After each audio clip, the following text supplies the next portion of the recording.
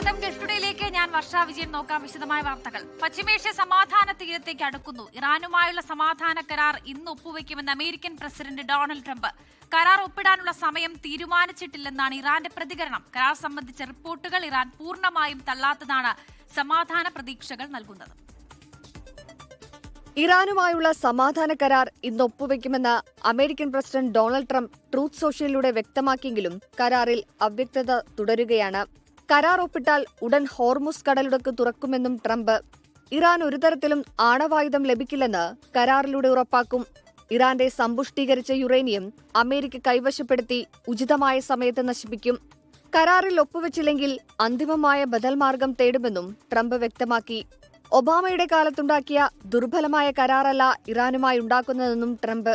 എന്നാൽ കരാറിന്റെ ചട്ടക്കൂട് അന്തിമമായിട്ടില്ലെന്നും ഇന്ന് കരാർ ഒപ്പിടില്ലെന്നും ഇസ്ലാമിക് റവല്യൂഷണറി ഗാർഡ് വ്യക്തമാക്കി. വരും ദിവസങ്ങളിൽ കരാർ യാഥാർത്ഥ്യമായേക്കുമെന്നും ഇറാൻ വിദേശകാര്യ വക്താവ് ഇസ്മയിൽ ബഗായ് നേരത്തെ വ്യക്തമാക്കിയിരുന്നു. ഇടക്കാല കരാർ ആദ്യഘട്ടം മാത്രമാണെന്നും അത് പാലിക്കപ്പെടുന്നതിനനുസരിച്ചാകും ആണവ ചർച്ചകളെന്നും ഇറാൻ വിദേശകാര്യമന്ത്രി അബ്ബാസ് അരക്ചി. കരാർ വെർച്വലായി ഒപ്പിടാൻ സാധ്യതയുണ്ടെന്നും റിപ്പോർട്ടുകളുണ്ട്. കരാർ ഇലക്ട്രോണിക് മാർഗത്തിലൂടെയാകും ഒപ്പിടുകയെന്ന് പാക് പ്രധാനമന്ത്രി ഷഹബാസ് ഷെരീഫ് വ്യക്തമാക്കി. ആഗോള സമ്പദ് വ്യവസ്ഥയെ പിടിച്ചുലച്ച യുദ്ധം അവസാനിപ്പിക്കാൻ വഴി തെളിയുന്നുവെന്നത് പശ്ചിമേഷ്യയിൽ സമാധാന പ്രതീക്ഷകൾ നൽകുന്നതാണ്. International desk 24. കനത്ത ചൂടിനെ തുടർന്ന് യുഎഇയിൽ പുറം തൊഴിൽ ചെയ്യുന്ന തൊഴിലാളികൾക്ക് നാളെ മുതൽ ഉച്ചസമയത്ത് ഇളവുകൾ നൽകും. ഉച്ചയ്ക്ക് 2.5 മണിക്കൂർ തുറന്ന ഇടങ്ങളിൽ ജോലി ചെയ്യരുതെന്ന് യുഎഇ തൊഴിൽ മന്ത്രാലയം അറിയിച്ചു. വിലക്ക് ലംഘിച്ചാൽ 50,000 ദിർഹം വരെ തൊഴിലുടമയ്ക്ക് പിഴ ചുമത്തും. ദിനംപ്രതി യുഎഇയിൽ ചൂട് കൂടുകയാണ്. ചിലയിടങ്ങളിൽ 47 ഡിഗ്രി വരെ താപനില ഉയർന്നിട്ടുണ്ട്. വരും ദിവസങ്ങളിലും ചൂട് കൂടും. അതിനിടെയാണ് പതിവ് പോലെ തൊഴിലാളികൾക്ക് യുഎഇ ഇളവ് നൽകിയിരിക്കുന്നത്. തുടർച്ചയായി 22ാം വർഷമാണ് യുഎഇ തൊഴിൽ മന്ത്രാലയം ഇത്തരത്തിൽ ഇളവ് നൽകുന്നത്. ഉച്ചയ്ക്ക് 12:30 മുതൽ 3 മണിവരെ പുറത്തു ജോലി ചെയ്യുന്നതിന് വിലക്ക് ഏർപ്പെടുത്തിയിട്ടുണ്ട്. നാളെ മുതൽ സെപ്റ്റംബർ 15 വരെ 3 മാസമാണ് വിലക്ക്. വേനൽക്കാലത്ത് സുരക്ഷിതമായ തൊഴിലന്തരീക്ഷം പ്രദാനം ചെയ്യുന്നതിനും തൊഴിലാളികളെ ചൂടുമായി ബന്ധപ്പെട്ട പരിക്കുകളിൽ നിന്ന് സംരക്ഷിക്കുന്നതിനുമുള്ള യുഎഇയുടെ ശ്രമങ്ങളുടെ ഭാഗമായിട്ടാണ് ഈ തീരുമാനം. നിയമപ്രകാരം കമ്പനികൾ തൊഴിലാളികൾക്ക് തണലും വിശ്രമ സ്ഥലങ്ങളും ഫാനും ആവശ്യത്തിന് കുടിവെള്ളവും ഒരുക്കേണ്ടതുണ്ട്. സാങ്കേതിക കാരണങ്ങളാൽ ജോലി തടസ്സപ്പെടുത്താൻ കഴിയാത്ത ചില പ്രവർത്തനങ്ങൾ നിയന്ത്രണങ്ങളിൽ നിന്ന് ഒഴിവാക്കിയിട്ടുള്ളതായും മന്ത്രാലയം അറിയിച്ചു. വെള്ളം, വൈദ്യുതി, ഗതാഗതം തുടങ്ങി അവശ്യ സേവനങ്ങൾ, അടിയന്തര അറ്റകുറ്റപ്പണികൾ എന്നിവ ഇതിൽ ഉൾപ്പെടുന്നു. പൊതുജീവിതത്തെ ബാധിക്കുന്ന പ്രത്യേക മേഖലകളിൽ സർക്കാർ അധികാരികളിൽ നിന്ന് അനുമതി തേടിയ ശേഷം തൊഴിലുടമകൾക്ക് ഇളവ് വാങ്ങാം. വിലക്ക് ലംഘിച്ചാൽ 50,000 ദിർഹം വരെ പിഴ ലഭിക്കും. കഴിഞ്ഞ തവണ 99% തൊഴിലുടമകളും നിയമം കൃത്യമായി പാലിച്ചിരുന്നു. 24 ദുബായ്. യുഎഇ ഉൾപ്പെടെയുള്ള ഗൾഫ് രാജ്യങ്ങൾ നാളെ ഇസ്ലാമിക കലണ്ടർ പ്രകാരമുള്ള പുതുവർഷം ആഘോഷിക്കും. ഹിജ്റ 1448 തുടക്കമാകുന്നത്. യുഎഇയിൽ നാളെ പൊതു അവധിയാണ്.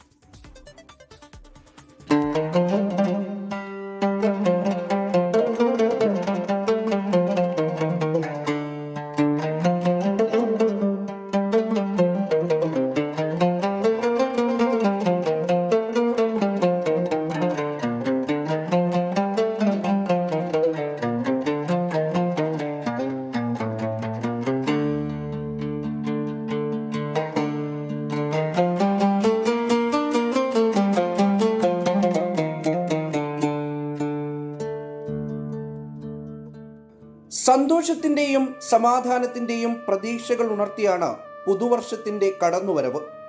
ആശങ്കയുടെ ദിനങ്ങൾ അവസാനിക്കുന്നതിന്റെ സൂചനകളാണ് എങ്ങുനിന്നും വരുന്നത്.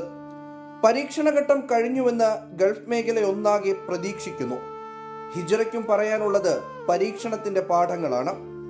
പ്രവാചകൻ മുഹമ്മദ് നബി ജന്മനാട്ടിൽ നിന്ന് നേരിട്ട കഷ്ടതകൾ, അതിനപ്പുറം പ്രബോധനത്തിന്റെ ഭാഗമായി മക്ക വിട്ട് മദീനയിലേക്ക് പോകേണ്ടി വന്നതിന്റെ തുടക്കമാണ് ഹിജ്റ കൊണ്ട് അടയാളപ്പെടുത്തുന്നത്. പലായനമെന്നാണ് ഹിജ്റ എന്ന വാക്കിന്റെ അർത്ഥം. ഹിജ്റ 1448 തുടക്കമാകുന്നത്. മുഹറമാണ് ഹിജ്റ കലണ്ടറിലെ ആദ്യ മാസം. UAE ഉൾപ്പെടെ പൊതു അവധി പ്രഖ്യാപിച്ചിട്ടുണ്ട്. തുടർച്ചയായി 3 അവധി ദിവസങ്ങളാണ് ആഘോഷങ്ങൾക്ക് ലഭിച്ചിരിക്കുന്നത്. ദുബായ് നഗരത്തിൽ മെട്രോ, ട്രാം എന്നിവ കൂടുതൽ സമയം സർവീസ് നടത്തും.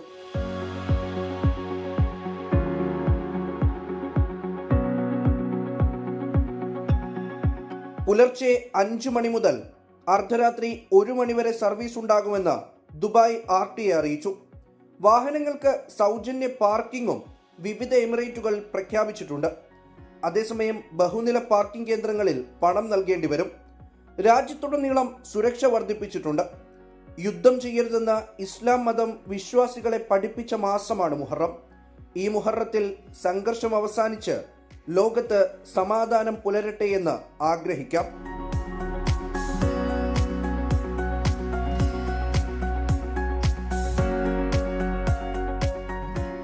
മുഹമ്മദ് റഹീസ്, 24, ദുബായ്. ഗസയ്ക്ക് വീണ്ടും സഹായം എത്തിച്ച UAE 544 ടൺ ഭക്ഷണവും അവശ്യ സാധനങ്ങളുമാണ് എത്തിച്ചത്. നേരത്തെയും പലതവണ UAE ഗസയ്ക്ക് സഹായം എത്തിച്ചിരുന്നു. ഗസയ്ക്ക് പൂർണ്ണ പിന്തുണ നൽകുമെന്നും UAE ഉറപ്പു നൽകി. സൗദി അറേബ്യയിൽ സെയിൽസ്, റിസപ്ഷൻ മേഖലകളിൽ ജോലി ചെയ്യുന്ന ജീവനക്കാർക്ക് ഇരിപ്പിടങ്ങൾ നിർബന്ധമാക്കി മാനവ വിഭവശേഷി മന്ത്രാലയത്തിന്റെ ഉത്തരവ്.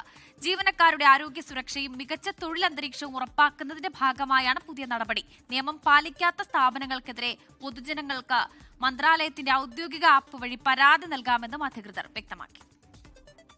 സൗദി അറേബ്യയിലെ സ്വകാര്യ പൊതുമേഖലാ സ്ഥാപനങ്ങളിലെ തൊഴിൽ അന്തരീക്ഷം കൂടുതൽ മെച്ചപ്പെടുത്തുന്ന നടപടികളുമായാണ് മാനവ വിഭവശേഷി മന്ത്രാലയം രംഗത്തെത്തിയിരിക്കുന്നത്. ഇതിന്റെ ഭാഗമായി സെയിൽസ് കൌണ്ടറുകളിലും റിസപ്ഷനുകളിലും ജോലി ചെയ്യുന്ന ജീവനക്കാർക്ക് ഇരിപ്പിടങ്ങൾ നിർബന്ധമാക്കി. പല സ്ഥാപനങ്ങളിലും ജീവനക്കാർ മണിക്കൂറുകൾ നിന്ന് ജോലി ചെയ്യേണ്ടി വരുന്നത് ശ്രദ്ധയിൽപ്പെട്ടതിനെ തുടർന്നാണ് ഈ കർശന നിർദ്ദേശം. സ്ഥാപനങ്ങളിലെ വിശ്രമമുറികളിൽ കസേരകൾ ഉണ്ടെന്ന കാരണം പറഞ്ഞ് മാനേജ്മെന്റുകൾക്ക് ഇനി ഒഴിഞ്ഞുമാറാനാകില്ല. ജീവനക്കാർക്ക് തങ്ങളുടെ ഡ്യൂട്ടി സമയത്ത് ഇരിക്കാൻ പാകത്തിലുള്ള കസേരകൾ ജോലി ചെയ്യുന്ന സ്ഥലത്ത് തന്നെ ഒരുക്കണം. ജീവനക്കാരുടെ ശാരീരിക ബുദ്ധിമുട്ടുകൾ ഒഴിവാക്കാനും ജോലിയിലെ ഉൽപാദനക്ഷമത വർദ്ധിപ്പിക്കാനും പുതിയ നിയമം സഹായിക്കുമെന്നാണ് വിലയിരുത്തൽ. നിയമം നടപ്പിലാക്കാത്ത കമ്പനികൾക്കെതിരെ കർശന നടപടിയുണ്ടാകും. നിയമലംഘനം നടത്തുന്ന സ്ഥാപനങ്ങൾക്കെതിരെ മന്ത്രാലയത്തിന്റെ ഔദ്യോഗിക മൊബൈൽ ആപ്ലിക്കേഷൻ വഴി പൊതുജനങ്ങൾക്കും ജീവനക്കാർക്കും പരാതി നൽകാം. തൊഴിൽ വിപണിയിലെ സുരക്ഷയും ജീവനക്കാരുടെ അവകാശങ്ങളും ഉറപ്പാക്കാൻ ശക്തമായ പരിശോധനകൾ തുടരുമെന്നും മന്ത്രാലയം വ്യക്തമാക്കി. ജലീൽ കണ്ണമംഗലം, 24, ജിദ്ദ. കഴിഞ്ഞ വർഷത്തിന്റെ അവസാന 3 മാസങ്ങളിൽ ഉംറ നിർവഹിച്ചത് 1 കോടിയിലധികം തീർത്ഥാടകരെന്ന് കണക്ക്. Saudi general authority four statistics ആണ് കണക്കുകൾ പുറത്തുവിട്ടത്. 2025 ഒക്ടോബർ മുതൽ ഡിസംബർ വരെയുള്ള 4ാം പാദത്തിലെ കണക്കുകളാണ് അധികൃതർ പുറത്തുവിട്ടത്.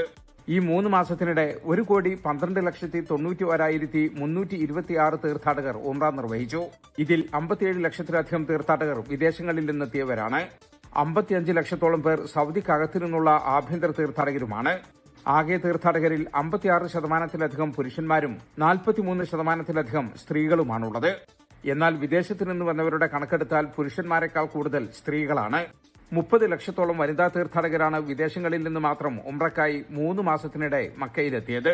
വിദേശ തീർത്ഥാടകരിൽ 87%-ലധികം ആളുകളും വിമാനമാർഗമാണ് സൗദിയിലെത്തിയതെന്നും റിപ്പോർട്ട് പറയുന്നു. സൗദിക്കകത്തു നിന്നുള്ള ആഭ്യന്തര തീർത്ഥാടകരിൽ സ്വദേശികളെക്കാൾ കൂടുതൽ സൗദിയിൽ താമസിക്കുന്ന പ്രവാസികളാണ്. 29 ലക്ഷം പ്രവാസികൾ ഈ കാലയളവിൽ ഉംറ നിർവഹിച്ചു. ആഭ്യന്തര തീർത്ഥാടകരിൽ 20 ലക്ഷത്തിലധികം പേരും മക്ക മേഖലയിലുള്ളവരാണ്. ഉംറയ്ക്കൊപ്പം മദീന സന്ദർശിക്കാനും വലിയ തിരക്കാണ് അനുഭവപ്പെട്ടത്. 57 ലക്ഷത്തിലധികം ആളുകളാണ് ഇതേ കാലയളവിൽ മദീന സന്ദർശനം നടത്തിയത്.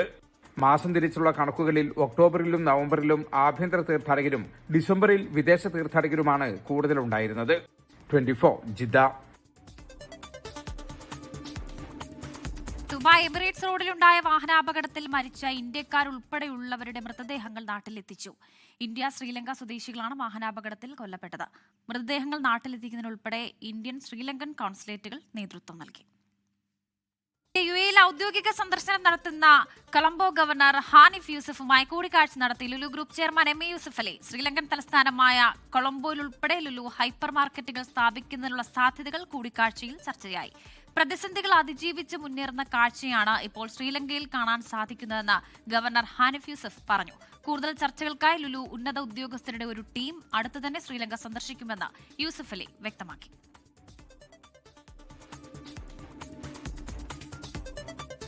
സമൂഹത്തിന്റെ എല്ലാ തലങ്ങളിലുള്ളവരെയും ചേർത്ത് നിർത്തുന്ന സാമൂഹിക സംഘടനകൾ കാലഘട്ടത്തിന്റെ ആവശ്യമെന്ന് നടൻ ആര്യ. കഴിവുള്ളവരെ വേണ്ട സമയത്ത് തിരിച്ചറിയപ്പെടാതെ പോകുന്നു.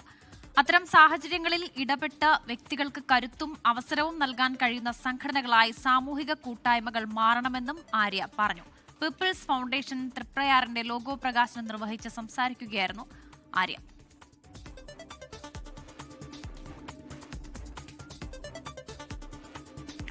മാക് ഇന്റർനാഷണലിന്റെ വെൽ ഇന്റർനാഷണൽ എക്സോട്ടിക് സൂപ്പർ മാർക്കറ്റിന്റെ ജർമ്മനിയിലെ ആദ്യ ശാഖ പ്രവർത്തനം ആരംഭിച്ചു. പാണക്കാട് നിയാസ് അലി തങ്ങൾ ഉദ്ഘാടനം നിർവഹിച്ചു. വിവിധ യൂറോപ്യൻ രാജ്യങ്ങളിൽ നിന്നുള്ള സാമൂഹിക വ്യാപാര പ്രവാസി സംഘടനാ പ്രതിനിധികൾ ചടങ്ങിൽ പങ്കെടുത്തു. ഏഷ്യൻ, ആഫ്രിക്കൻ, യൂറോപ്യൻ ഉൽപ്പന്നങ്ങൾ ഒരേ കേന്ദ്രത്തിൽ ലഭ്യമാക്കുന്ന സമഗ്രമായ റീറ്റെയിൽ മോഡലാണ് വെൽ സൂപ്പർ മാർക്കറ്റിനെ വ്യത്യസ്തമാക്കുന്നത്. ഫ്രഷ് മീറ്റ്, പഴങ്ങൾ, പച്ചക്കറികൾ, ഹലാൽ ഉൽപ്പന്നങ്ങൾ, ഫ്രോസൺ ഫുഡുകൾ, മസാലകൾ, ബേക്കറി ഉൽപ്പന്നങ്ങൾ, നിത്യോപയോഗ സാധനങ്ങൾ എന്നിവ ഉൾപ്പെടെ വിവിധ രാജ്യങ്ങളിലെ ഉപഭോക്താക്കളുടെ ആവശ്യങ്ങൾ പരിഗണിച്ചുള്ള വിപുലമായ ഉൽപ്പന്ന ശ്രേണിയാണ് ഇവിടെ ഒരുക്കിയിരിക്കുന്നത്. 2026 ജൂൺ 26-ന് താജ്മഹൽ സ്റ്റോർ.eu എന്ന യൂറോപ്പ് കേന്ദ്രീകൃത ഇന്റർനാഷണൽ ഗ്രോസറി കൊമേഴ്സ് പ്ലാറ്റ്ഫോമും ആരംഭിക്കും. ഡോക്ടർ മുഹമ്മദ് അലി കുനാരിയുടെ നേതൃത്വത്തിൽ റീറ്റെയിൽ ഔട്ട്ലെറ്റുകളും കൊമേഴ്സ് പ്ലാറ്റ്ഫോമും സംയോജിപ്പിച്ച് ശക്തമായ വിതരണ ശൃംഖല രൂപീകരിക്കാനാണ് കമ്പനിയുടെ ദീർഘകാല പദ്ധതി. നിലവിലെ വിപണി പഠനങ്ങളുടെ അടിസ്ഥാനത്തിൽ ജർമ്മനിയിലെ പ്രധാന നഗരങ്ങളിലേക്കും തുടർന്ന് മറ്റ് യൂറോപ്യൻ രാജ്യങ്ങളിലേക്കും വേൾഡ് സൂപ്പർ മാർക്കറ്റിന്റെ പ്രവർത്തനം വ്യാപിപ്പിക്കുന്നതിനുള്ള പദ്ധതികൾ പുരോഗമിക്കുകയാണെന്ന് കമ്പനി അറിയിച്ചു. സ്റ്റുഡന്റ് വിസ ഫീസ് കുത്തനെ കൂട്ടിയതോടെ ഓസ്ട്രേലിയയ്ക്ക് റെക്കോർഡ് വരുമാനം. അപേക്ഷകൾ കുറഞ്ഞിട്ടും ഖജനാവ് നിറയുന്ന ഈ നീക്കം അന്താരാഷ്ട്ര വിദ്യാർത്ഥികൾക്ക് വലിയ ആശങ്കയാകുന്നു. വിശദാംശങ്ങളുമായി ഓസ്ട്രേലിയയിൽ നിന്ന് സംഗീത ഗോപിനാഥ് തയ്യാറാക്കിയ റിപ്പോർട്ട് കാണാം. ഓസ്ട്രേലിയയിൽ അന്താരാഷ്ട്ര വിദ്യാർത്ഥികളിൽ നിന്ന് ലഭിക്കുന്ന സ്റ്റുഡന്റ് വിസ ഫീസ് വരുമാനം റെക്കോർഡ് ഉയരത്തിലെത്തി. പുതിയ പഠന റിപ്പോർട്ട് പ്രകാരം 2025 സ്റ്റുഡന്റ് വിസ അപേക്ഷാ ഫീസായി ഓസ്ട്രേലിയൻ സർക്കാർ ഏകദേശം $734 മില്യൺ ഓസ്ട്രേലിയൻ ഡോളർ സമാഹരിച്ചു. ഇത് മുൻ വർഷത്തേക്കാൾ 41% വർധനവാണ്. ശ്രദ്ധേയമായ കാര്യം, സ്റ്റുഡന്റ് വിസ അപേക്ഷകളുടെ എണ്ണം കുറഞ്ഞിട്ടും സർക്കാരിന്റെ വരുമാനം ഗണ്യമായി വർദ്ധിച്ചതാണ്. 2025 അപേക്ഷകളുടെ എണ്ണം ഏകദേശം 13.6% കുറഞ്ഞിരുന്നു. എന്നാൽ വിസ ഫീസ് വർദ്ധിപ്പിച്ചതാണ് വരുമാന വർധനവിന് പ്രധാന കാരണം. 2024 $710 ആയിരുന്ന സ്റ്റുഡന്റ് വിസ അപേക്ഷാ ഫീസ് പിന്നീട് $1,600 തുടർന്ന് $2,000 ഉയർത്തിയിരുന്നു. ഇതോടെ ലോകത്തിലെ ഏറ്റവും ഉയർന്ന സ്റ്റുഡന്റ് വിസ ഫീസുകൾ ഈടാക്കുന്ന രാജ്യങ്ങളിലൊന്നായി ഓസ്ട്രേലിയ മാറിയിട്ടുണ്ട്. റിപ്പോർട്ടിലെ മറ്റൊരു പ്രധാന കണ്ടെത്തൽ, നിരസിക്കപ്പെട്ട സ്റ്റുഡന്റ് വിസ അപേക്ഷകളിൽ നിന്ന് മാത്രം സർക്കാർ $141 മില്യൺ സമാഹരിച്ചു എന്നതാണ്. അപേക്ഷ നിരസിക്കപ്പെട്ടാലും ഫീസ് തിരികെ ലഭിക്കാത്തതിനാൽ ഈ തുകയും സർക്കാർ വരുമാനത്തിന്റെ ഭാഗമായിട്ടുണ്ട്. വിസ ഫീസ് വർധനയും ഉയർന്നുവരുന്ന നിരസിക്കൽ നിരക്കുകളും അന്താരാഷ്ട്ര വിദ്യാഭ്യാസ മേഖലയെ പ്രതികൂലമായി ബാധിക്കുമോ എന്ന ആശങ്ക വിദ്യാഭ്യാസ സംഘടനകൾ ഉയർത്തുന്നുണ്ട്. ഓസ്ട്രേലിയയുടെ അന്താരാഷ്ട്ര വിദ്യാഭ്യാസ മേഖലയിലെ മത്സരക്ഷമതയെ ഈ മാറ്റങ്ങൾ എങ്ങനെ സ്വാധീനിക്കുമെന്നത് വരും മാസങ്ങളിൽ കൂടുതൽ വ്യക്തമായേക്കും. സംഗീത ഗോപിനാഥ്, 24 ഓസ്ട്രേലിയ. UAE ഒരിക്കലും യുദ്ധത്തിന്റെ വക്താക്കളായിട്ടില്ലെന്ന് പ്രസിഡന്റിന്റെ നയതന്ത്ര ഉപദേഷ്ടാവ് അൻവർ ഗർഗാഷ്. എന്നും സമാധാനവും സ്ഥിരതയും പുലരണമെന്നാണ് തങ്ങൾ ആവശ്യപ്പെട്ടിട്ടുള്ളത്. സമാധാന കരാർ നിലവിലെ സാഹചര്യത്തിന് അന്ത്യം കുറിക്കുമെന്ന് പ്രതീക്ഷിക്കുന്നതായും അൻവർ ഗർഗാഷ് എക്സിൽ കുറിച്ചു. യുദ്ധം പൂർണ്ണമായി അവസാനിക്കുന്നതോടെ സാമ്പത്തിക മേഖലയിലടക്കം വലിയ നേട്ടമുണ്ടാക്കാനാകുമെന്ന പ്രതീക്ഷയിലാണ് UAE. സാമ്പത്തിക പാക്കേജുകൾ, പുതിയ പ്രഖ്യാപനങ്ങൾ, ഒപെക്കിൽ നിന്നുള്ള പിന്മാറ്റം എന്നിവ ഗുണകരമാകുമെന്നാണ് UAE കരുതുന്നത്. ഇന്ന് ലോക രക്തദാന ദിനം. ദുബായിൽ ഏറ്റവും അധികം തവണ രക്തദാനം നടത്തിയിട്ടുള്ളവരിൽ ഒരാളാണ് തൃശൂർ സ്വദേശി ഉണ്ണി പൊന്നാര. രക്തദാനം നടത്തുന്നത് ഒരു സംസ്കാരമായി മാറണമെന്ന് അദ്ദേഹം പറയുന്നു.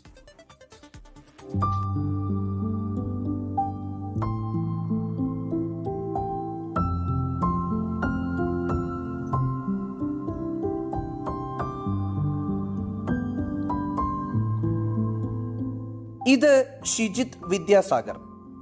ഉണ്ണി പൊന്നാര എന്ന പേരിലാണ് ഇദ്ദേഹം അറിയപ്പെടുന്നത്. തൃശൂർ ചാവക്കാട് സ്വദേശി. രക്തദാനത്തിൽ റെക്കോർഡ് ഇട്ടിരിക്കുകയാണ് ഈ മനുഷ്യൻ.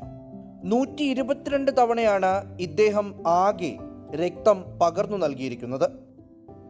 ഇത് തുടങ്ങിയത് 1999 നമ്മുടെ ഫാമിലിയിൽ തന്നെ പെട്ട ഒരു റിക്വസ്റ്റ് വന്നപ്പോൾ ആ സമയത്ത് രക്തദാതാക്കളൊക്കെ കിട്ടാൻ ഒരുപാട് ബുദ്ധിമുട്ടായിരുന്നു. അപ്പോൾ എൻ്റെ ബ്ലഡ് ഗ്രൂപ്പും ആളുടെ ബ്ലഡ് ഗ്രൂപ്പും ഒരേ ഗ്രൂപ്പ് ആയതുകൊണ്ട് അന്ന് സ്റ്റാർട്ട് ചെയ്തതാണ്. പിന്നെ ഇവിടുന്ന് ജോലി സംബന്ധമായിട്ട് ഇവിടെ വന്നിട്ടും സ്ഥിരമായിട്ട് നമ്മൾ ഡൊണേറ്റ് ചെയ്യാറുണ്ടായിരുന്നു. അതായത് ഇടവേളകളിൽ ആവശ്യങ്ങൾ വരുമ്പോൾ കൊടുക്കാറുണ്ട്.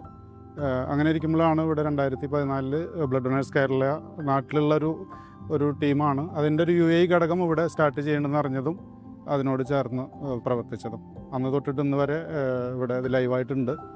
ബ്ലഡ് ഡോണേഴ്സ് കേരളയുടെ UAE ഘടകം വോളണ്ടിയറാണ് ഉണ്ണി. സർക്കാരിന്റെ പിന്തുണയോടെയും വിവിധ സ്ഥാപനങ്ങളുടെ സഹായത്തോടെയും നിരവധി ക്യാമ്പുകൾ BDK UAE നടത്താറുണ്ട്.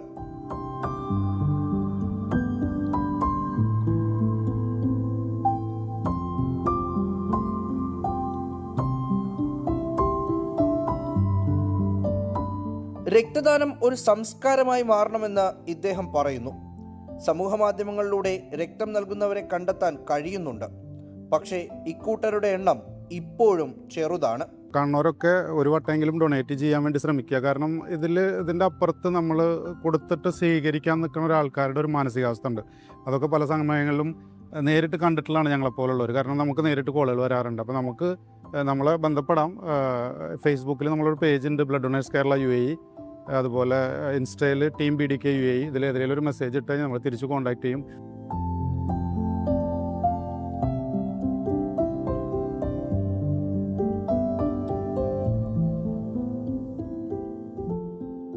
ഇതുപോലെയുള്ള മനുഷ്യർ എന്നും ഒരു മാതൃകയാണ്. കാരണം നമ്മളിൽ ഭൂരിഭാഗം പേരും എപ്പോഴെങ്കിലുമൊക്കെ രക്തം ഇങ്ങനെ ആവശ്യം വന്ന് വിഷമിച്ചിരിക്കുന്ന സമയത്തിൽ നെട്ടോട്ടമോടുമ്പോൾ ഇതുപോലെയുള്ള ആളുകളൊക്കെ നമ്മുടെ മുന്നിൽ പ്രത്യക്ഷപ്പെടാറുണ്ട്. അപ്പോൾ ഇവർക്ക് പറയാനുള്ളത്, നമ്മളെപ്പോഴും രക്തം ആവശ്യപ്പെടുന്നവരുടെ കൂട്ടത്തിൽ മാത്രമാകരുത്, രക്തം ദാനം ചെയ്യുന്നവരുടെ കൂട്ടത്തിൽ കൂടിയാകണം. ക്യാമറാമാൻ ശരത് ചെറുകുന്നിനൊപ്പം മുഹമ്മദ് റഹീസ്, 24 ദുബായ്. പൂർണ്ണമാവുകയാണ്. നമസ്കാരം.